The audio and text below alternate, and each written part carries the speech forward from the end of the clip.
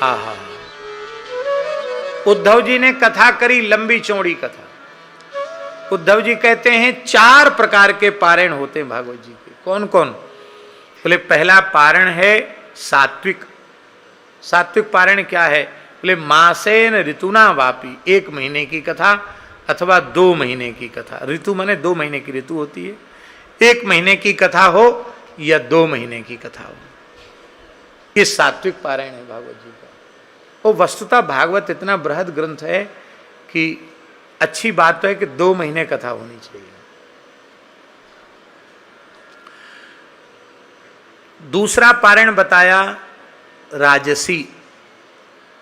सप्ताहम राजसम स्मृतम, ये उद्धव जी का वचन है। सप्ताह राजसी पारायण है। आप लोग कहेंगे सुखदेव जी ने परीक्षित को सुना, वो राजसी था? नहीं, वो निर्गुण पारायण है। क्योंकि वक्ता और श्रोता दोनों जब कृष्णार्थी बनकर कहते हैं तो 1 सप्ताह का पारायण भी निर्गुण पारायण हो जाता है, तो वो राजसी नहीं रह जाता है। और तीसरा है तामसी। तामसी पारायण क्या है? विस्मृति स्मृति संयुक्तम, श्रोताओं को भी भूल भुलैया है, वक्ता को भी भूल भुलैया है। पोथी तो सामने रखी है भागवत जी की, और इधर उधर के चुटकुले, गीत गजल और लोगों को हंसाना, मनोरंजन, इसी मनोरंजन में पूरे 7 दिन पार हो गए। यही पता लगाना मुश्किल हो गया कि कौन से ग्रंथ की कथा है रही है। इसको उद्धव जी ने तामसी कहा। जहां विस्मृति स्मृति हो, जहां कथा का कोई नियम न हो, कोई मर्यादा न हो, उसको तामसी पारायण कहते हैं।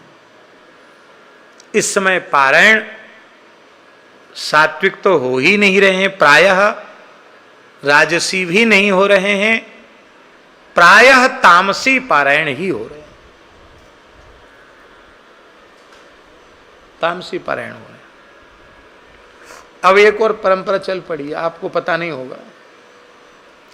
झांकी वाले संग एक जगह कथा है रही। हमारे एक महात्मा थे राम सेवक दास जी, अब उनका शरीर नहीं है, बहुत अच्छे महात्मा थे। महाराज जी भक्तमाली जी कहते थे उनको, लश्करी महात्मा थे।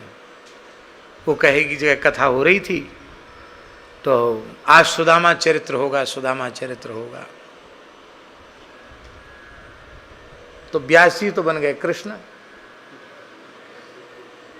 और एक दुबला पतला पंडित अपने संग लाए होंगे, दुबरो पतरो सो, सूको दुबरो सो, लटो दुबरो सो, सुदामा जैसो। एक दुबरो पतरो ब्राह्मण आयो, पगड़ी वगड़ी बांध के। कथा तो बिल्कुल नहीं भई, बस जैसे ही सुदामा जी आए, द्वारकाधीश कृष्ण, ओ महाराज व्यास जी कूदे व्यासासन से, सुदामा सुदामा सुदामा कहेंगे।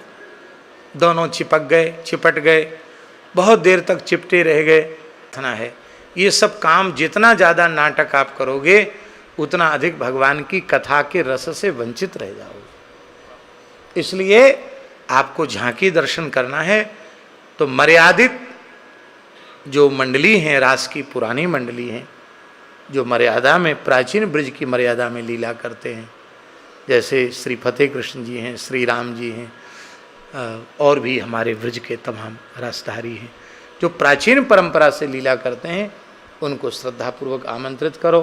अच्छी बात है, एक समय कथा सुन लो, एक समय लीला का दर्शन कर लो, दोनों आनंद हो जाएंगे।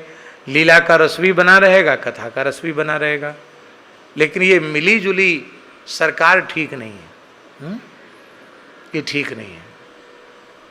खीर रहने दो ना, खिचड़ी काहे को पकाओ। बोलो वृंदावन बिहारी। और सत्य बात यह है कि आप डूबकर कथा कहिए या सुनिए तो कथा कथा रह नहीं जाती, कथा लीला बन जाती है। माने शब्द का जो